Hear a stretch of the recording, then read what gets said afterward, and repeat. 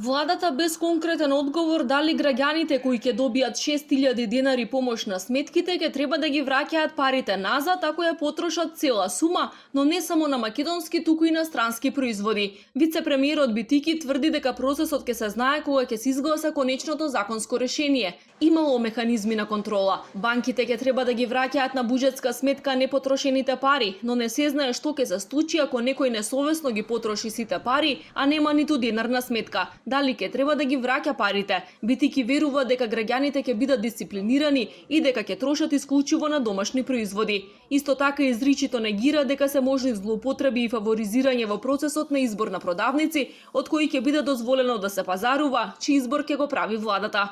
Сите еден граѓанин во Република Северна Македонија веќе е свесен дека при трошењето на еден денар кај домашните компании тоа вреди многу повише него кон купување на странски производи. Овде не е дискриминирачки пристапот, туку во период на криза добро е да се свртиме кон нас.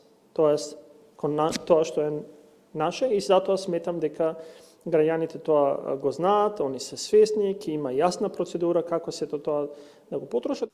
Битики потврди дека ќе продолжат вработувањата во преполнетата администрација и покрај тоа што ќе има отпуштање и пензионирање согласно новиот закон, се уште имало сектори каде недостигал кадар.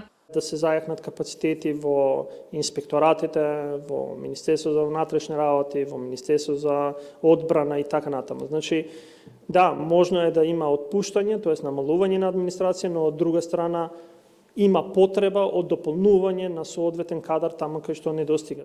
Работниците и пензионерите пак ќе чекаат подобри времиња за да им се зголемат примањата. СРСМ и коалицијските партнери нема ниту следната година да почнат да ги остваруваат ветувањата за пораст на минималецот, платите и пензиите. Вице-премиерот Битики вели дека во првите 6 месеци од следната година ковид кризата и натаму ќе биде во фокусот на владата, па за зголемување на платите може најрано да почне да се размислува дури следното лето.